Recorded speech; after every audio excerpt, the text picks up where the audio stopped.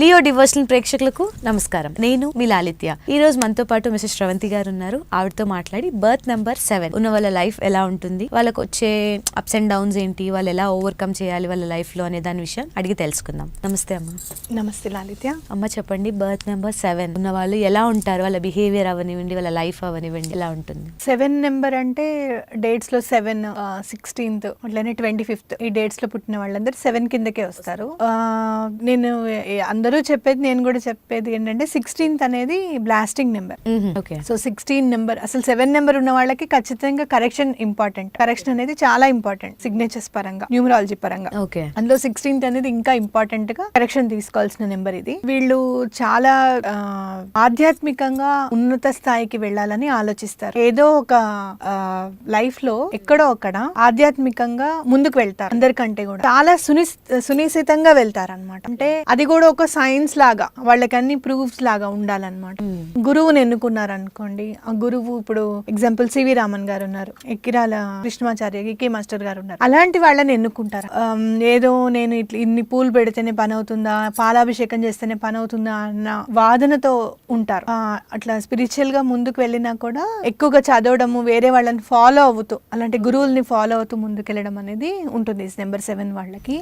ఇంకోటి ఏంటంటే ఆధ్యాత్మికంగా ఎందుకు రిలేటెడ్ అంటే ఇప్పుడు 7 కొండలు తీసుకుంటే 7 నెంబర్ తిరుపతి వెంకటేశ్వర స్వామి, అలా ఆధ్యాత్మికంగా టచ్ ఉంటుంది అనమాట వీళ్ళకి. దానివల్ల అంటే కేవలం వెంకటేశ్వర స్వామి అని కాదు, ఆ నెంబర్ కి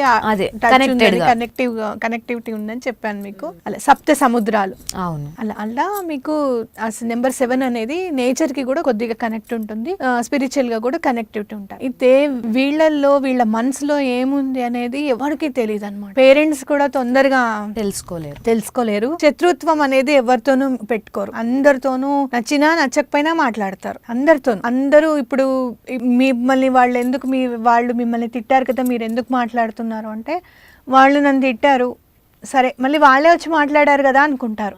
అంతేగాని వీళ్ళు మళ్ళీ నెక్స్ట్ కూడా ఇట్టనే బిహేవ్ చేస్తారేమో, మనం ముందే జాగ్రత్తగా ఉంటే పోతుంది, అట్లాంటి ఆలోచనలు ఉండవన్నమాట. ఎనిమిటీ అనేది మైండ్లో పెట్టుకోరు అస్సలు పొరపాటున కూడా. ఒకవేళ ఎప్పుడైనా ఎనిమిటీ పెట్టుకుంటే వాళ్ళ మొహం చూడరు, ఇంకా అంత రేంజ్లో పెట్టుకుంటారు వీళ్ళు. అండ్ మా మితభాషి అని మనం అనలేము, ఎందుకంటే ఇష్టం ఉన్న వాళ్ళతో చాలా ఫ్రీగా మాట్లాడేస్తూ ఉంటారు. కొత్త వాళ్ళతో అంత తొందరగా కనెక్ట్ అవ్వడం అనేది తక్కువ అన్నమాట.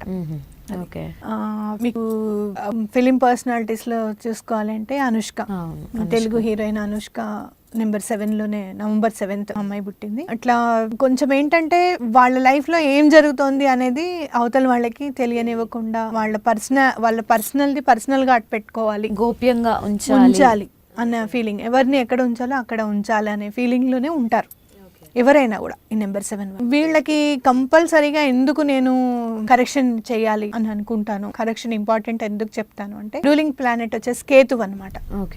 అంటే ఎప్పుడు యాక్టివ్ గా ఉంటారో ఎప్పుడు యాక్టివ్ గా ఉండదు అనేది లైఫ్ లో తెలీదు. అయితే వీళ్ళు ప్రొఫెషన్ లో ఏమవుతుందంటే వీళ్ళకి సడన్ గా ఆపర్చునిటీ వస్తుంది. సడన్ గా ఆపర్చునిటీ వచ్చి ఎదుగుతారనమాట. నాకు అనుష్క అలాగే అనిపిస్తుందమ్మా మీరు చెప్తుంటే. తనకి ఒక యోగా టీచర్ గా ఉన్నది, సడన్ గా ఆపర్చునిటీ రావడము.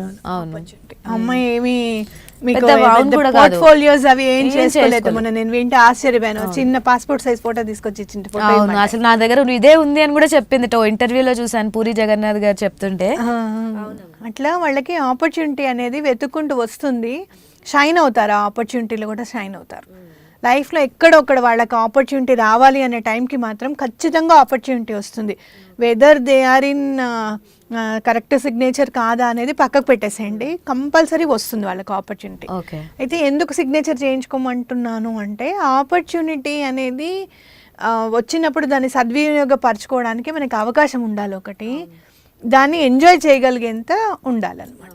ఏదో ఇప్పుడు మీకు 16 అన్నాను అనుకోండి, న్యూమరాలజీలో బ్లాస్టింగ్ నెంబర్ అని ఎందుకు అంటారంటే, ఒక పెద్ద ఆపర్చునిటీ వచ్చేసి ఆ ఆపర్చునిటీ ఎంజాయ్ చేసే లోపలే సడన్గా ఏదైనా జరగచ్చు. అలా కాకుండా వీళ్ళు మీ నెంబర్ 7 వాళ్ళు అలా కావద్దు అనుకుంటే, న్యూమరాలజీలో సిగ్నేచర్ మంచి నెంబర్లో ఉంటే కనుక ఇంకా వాళ్ళకి వైబ్రేషన్ కరెక్ట్గా వచ్చింది అనుకోండి. ఆల్రెడీ ఇందాక నేను 6కి ఎట్లయితే మీరు బ్లెస్డ్ సోల్ అని చెప్పానో, వీళ్ళకి కూడా కనెక్టివిటీ ఉంది స్పిరిచువల్గా అని చెప్తున్నాను కదా. కంపల్సరీగా ఆ పాజిటివ్ వైబ్రేషన్ అనేది కాస్మిక్ ఎనర్జీ నుంచి పాజిటివ్ వైబ్రేషన్ తీసుకోవచ్చు అనమాట. అందుకని కరెక్షన్ ఇంపార్టెంట్ అని చెప్తున్నాను.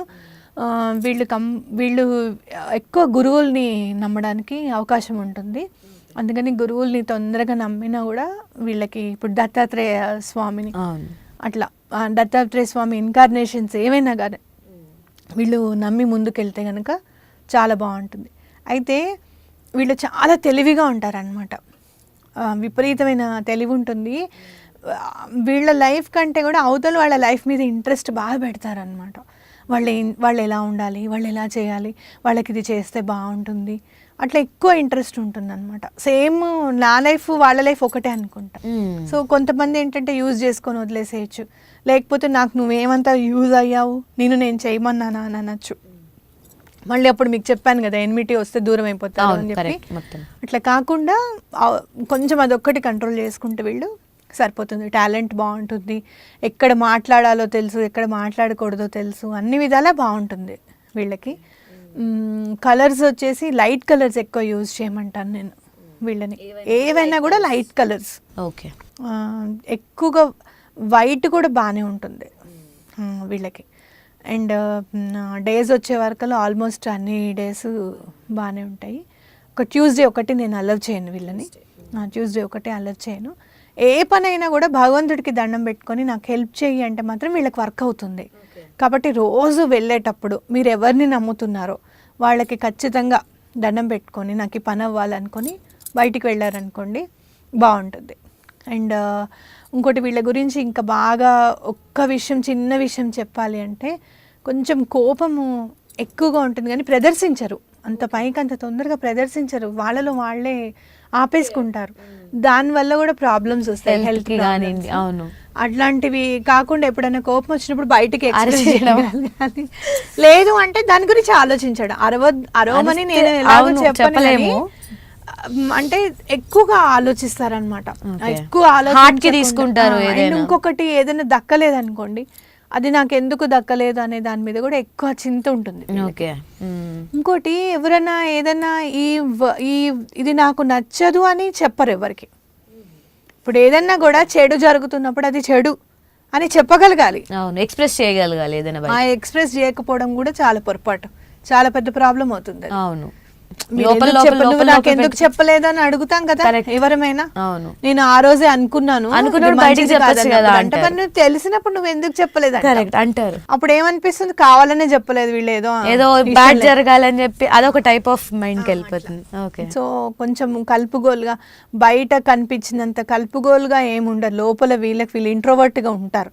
ఆ ఇంట్రోవర్ట్ గా మీకు ఏం ఆలోచనలు వస్తున్నాయి అనేది మీరు ఒకసారి అనలైజ్ చేసుకొని అది మంచివా చెడువా అనేది అనలైజ్ చేసుకోవాలి. 7 నెంబర్ వాళ్ళు చెడు అయితే ఆపుకోండి. మీరు చేయాల్సిన పనులు కొన్ని ఉంటాయి, చేయకూడని పనులు కొన్ని ఉంటాయి, అర్థమైందా? అవి ఏంటి అనేది మీరే తెలుసుకొని చేసుకోవచ్చు. ఎందుకంటే ఎట్లాగో బయటికి చెప్పారు, ఒకటి సలహా పాటించాల్సిన అవసరం లేదనుకునే తత్వం ఉంటుంది కాబట్టి ఆ అవసరం కూడా మీకు పడదు, మీరు ఎంజాయ్ చేయగలుగుతారు. మీ డెసిషన్స్తో మీరు ఎంజాయ్ చేసుకోవచ్చు, మీ డెసిషన్స్ మీరు తీసుకోవచ్చు. కానీ కరెక్ట్గా చేస్తున్నారా లేదా అనేది ఒక్కటి ఆలోచించుకుంటే నెంబర్ 7 వాళ్ళు ముందుకు వెళ్ళొచ్చు తప్పకుండా. చూసారు కదండి, నెంబర్ 7 వాళ్ళు అసలు వాళ్ళ లైఫ్ ఎలా ఉంటుంది, వాళ్ళు తగ్గించుకోవాల్సిన విషయాలు, లైక్ కొన్ని విషయాలు వాళ్ళు జాగ్రత్తగా ఉండాలని చెప్పారు. అవన్నీ జాగ్రత్తగా ఫాలో అయితే వాళ్ళ లైఫ్ బాగుంటుంది. మరో నెంబర్తో మళ్ళీ కలుద్దాం.